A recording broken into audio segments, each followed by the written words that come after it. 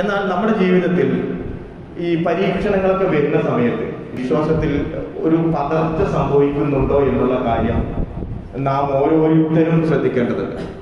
വൈകുന്നേരങ്ങളിൽ കടയടച്ചു പോകുന്ന ഒരു വ്യക്തി നമസ്കാരം, ജമാഅത്ത് നമസ്കാരം കഴിഞ്ഞ് കടയടച്ചു പോകുന്ന സമയത്ത് കൃത്യമായി സുന്നത്ത് നമസ്കരിക്കുന്ന ഒരു വ്യക്തി ഏകദേശം 15 വർഷത്തോളം അദ്ദേഹം ഉയർത്തിക്കൊണ്ടുവന്ന ഒരു ബിസിനസ് തകർന്നടിഞ്ഞു വീണു. അതിനുശേഷം അദ്ദേഹത്തിന്റെ ജീവിതം ഈ ഫർദുകളിലേക്ക് മാത്രമായി ചുരുക്കി. അദ്ദേഹം സുന്നത്തൊക്കെ അദ്ദേഹത്തിന് ചെയ്യാനൊരു മടി.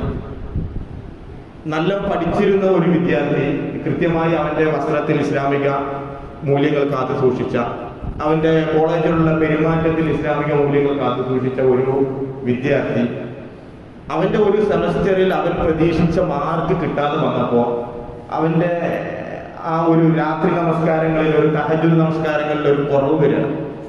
അതിനുള്ള കാരണം അവന്റെ കൂട്ടുകാരനോട് പറഞ്ഞത്, ഞാൻ രാത്രി നിസ്കരിക്കുന്ന സമയത്ത് എൻ്റെ പഠനത്തിന് വേണ്ടി പ്രാർത്ഥിക്കുകയായിരുന്നു, പക്ഷെ അതിനൊന്നും എനിക്കൊരു ഫലം കിട്ടിയില്ല എന്ന് പറഞ്ഞ അവന്റെ ആ കർമ്മങ്ങളിൽ നിന്ന് മാറി നിൽക്കുകയാണ്.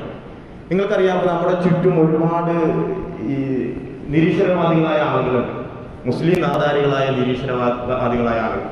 അവരോടൊക്കെ നിങ്ങൾക്ക് ചോദിച്ചു നോക്കുക, അവർ ചെറുപ്പത്തിലൊക്കെ നിസ്കാരം നോമ്പൊക്കെയുള്ള ആളായിരിക്കും. ഒരു ടേണിംഗ് പോയിന്റിൽ അവരുടെ ജീവിതത്തിൽ വന്ന, എനിക്കറിയുന്ന ഒരു സുഹൃത്ത് കഴിഞ്ഞ മാസം എന്നോട് പങ്കുവെച്ചു. അദ്ദേഹത്തിന്റെ ഉമ്മ ICU കിടക്കുന്ന സമയത്ത്, പ്രയാസപ്പെടുന്ന സമയത്ത് അള്ളാഹുവിനോട് പ്രാർത്ഥിച്ചു, പക്ഷെ ഉമ്മാന്റെ ജീവൻ തിരിച്ചു കൊടുക്കാൻ പറ്റിയില്ല. എനിക്ക് ഉമ്മ നഷ്ടപ്പെട്ട പിന്നെ എന്റെ ലോകം ശൂന്യമാണ്. ഞാൻ അങ്ങനെ രീതിയിൽ പ്രാർത്ഥിച്ച സമയത്ത് എനിക്ക് എന്റെ ഉമ്മാന്റെ ജീവിതം എനിക്ക് തിരിച്ചു തരാൻ പറ്റിയിട്ടില്ല റബ്ബിന്. പിന്നെ ഇങ്ങനത്തെ ഒരു റബ്ബ് ഉണ്ട് എന്ന് ഞാൻ എങ്ങനെ വിശ്വസിക്കുക? ഇങ്ങനത്തെ ഒരു റബ്ബിൽ പിന്നെ ഞാൻ എങ്ങനെയാണ് ഈ വരമേൽപ്പിക്കുക എന്നാണ് അദ്ദേഹം ചോദിക്കുന്നത്.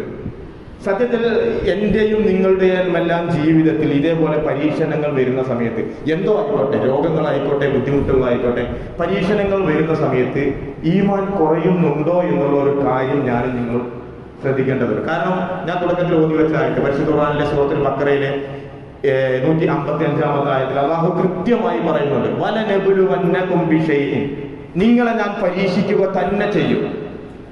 എന്തുകൊണ്ടെല്ലാം? മിനൽ ഖൗഫി, പേടി കൊണ്ട് അന്ന് പരീക്ഷിക്കും. പതറാൻ പാടില്ല, അതിന് വിജയിക്കണം എന്നാ പറയും. പേടി പറഞ്ഞാൽ ചിലപ്പോ നാളെ എന്ത് എന്നറിയാത്ത രീതിയിൽ പകച്ചു പോകുന്നവർ. ഒരുപക്ഷെ നമ്മളുടെ ഉമ്മമാരെ, നമ്മുടെ വീട്ടിലുള്ള ഈ വൃദ്ധരായ ആളുകൾ നല്ല രീതിയിൽ നോക്കിയിട്ടുണ്ടാവും.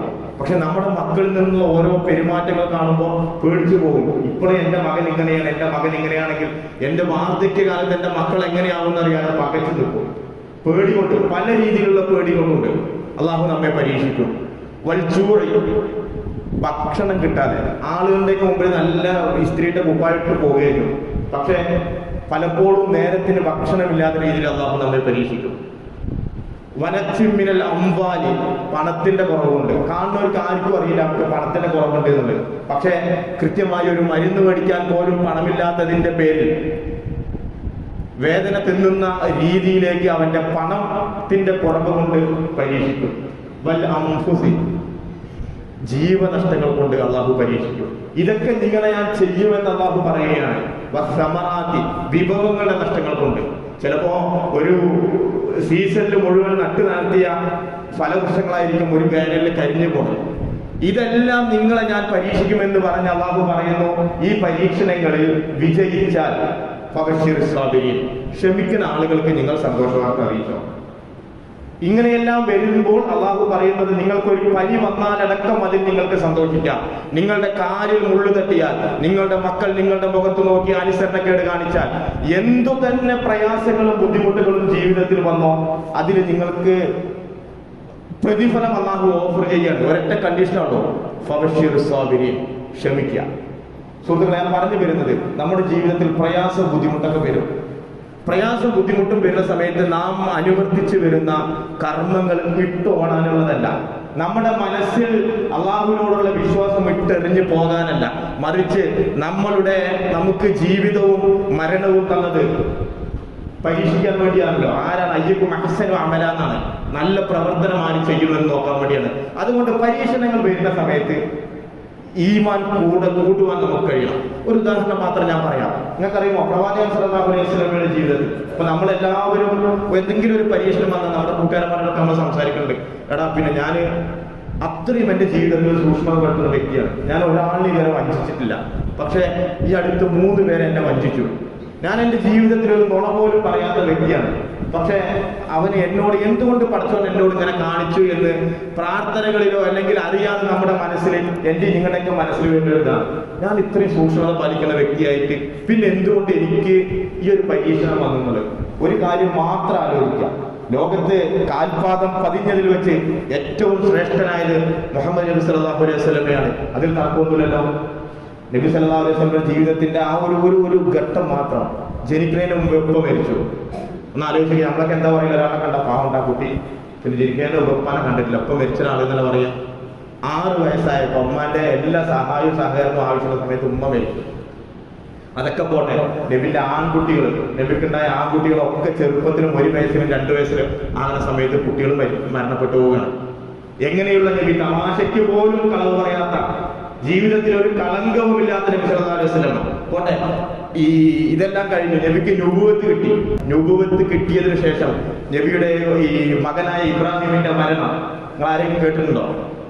2 വയസ്സ് പ്രായമാകാനാവുന്ന സമയത്താണ് നടക്കുമ്പോൾ ഉപ്പാനോട് കളി തമാശകൾ പറഞ്ഞ് ഉപ്പാനോട് കൊഞ്ചി ആ ഒരു കുട്ടികളുടെ ആ ഒരു രസമുള്ള ആ പ്രായം, ആ സമയത്താണ് ഇബ്രാഹിമിന് രോഗം വരുന്നത്. നുബുവത്ത് കിട്ടിയതിന് ശേഷമാണ്. എന്താ ഇബ്രാഹിം മരിക്കുന്നത് നബിന്റെ മടിയിൽ കിടന്നിട്ടാണ്. 2 വയസ്സായ കുട്ടി രോഗം ബാധിച്ച് മരിക്കുന്നത് നബിയുടെ മടിയിൽ കിടന്നിട്ടാണ്. റസൂൽ സ്വല്ലല്ലാഹു അലൈഹി വസല്ലം പറയുന്നില്ല, അവിടുന്ന് റസൂല് കരഞ്ഞു, റസൂലിന്റെ കണ്ണിന്ന് വെള്ളം വന്നു. ആ സമയത്ത് ഒപ്പുള്ള സഹാബാക്കൾ ചോദിക്കുന്നുണ്ട്, റസൂല് അന്ന് കരയാൻ. റസൂൽ പറഞ്ഞു, ഞാൻ കരയും, പക്ഷേ എൻ്റെ നാവിൽ നിന്നും റബ്ബിനെതിരായിട്ടുള്ള കാര്യങ്ങളൊന്നും വരില്ല എന്നുള്ളത്. ഏത് സമയത്താണ് ഇത് വരുന്നത്? നുബുവത്ത് കിട്ടിയതിനു ശേഷം. കഴിഞ്ഞോ? നാട്ടിൽ നിന്ന് പറഞ്ഞയച്ചു. നമുക്കൊന്നും ആ ഗതി വന്നിട്ടില്ല. നാട്ടിൽ നിന്ന് പറഞ്ഞയച്ചു റസൂലിനെ പരിഹസിച്ചു, വാലറ്റകളിൽ നിന്ന് വിളിച്ചു, എല്ലാം വിളിച്ചു. അത് ഒരു ജീവിതം മുഴുവൻ പരീക്ഷണങ്ങളിലൂടെയായിരുന്നു മുഹമ്മദ് നബി സല്ലല്ലാഹു അലൈഹി വസല്ലമയുടെ. നബിയുടെ മാത്രമല്ല, അതിനു മുമ്പ് കഴിഞ്ഞു പോയ ഈ പ്രവാചകന്മാരുടെയും നബിയുടെ സ്വഹാബകളുടെയും ദീൻ സ്വീകരിച്ച ശേഷം വന്നിട്ടുള്ള പണ്ഡിതന്മാരുടെയും എല്ലാം ചരിത്രങ്ങൾ ഇതേപോലെയാണ്. പക്ഷെ അവിടെയൊന്നും അവരുടെ ഈമാനിന് കോട്ടം തട്ടിയിട്ടില്ല. അപ്പൊ ഇതെല്ലാം നമുക്ക് പഠിപ്പിച്ചു തരുന്നത് ജീവിതത്തിൽ പ്രശ്നവും പ്രയാസവും ഉണ്ടാവും. പ്രശ്നവും പ്രയാസവും ഇല്ലാത്ത ജീവിത സ്വർഗത്തിലാണ്.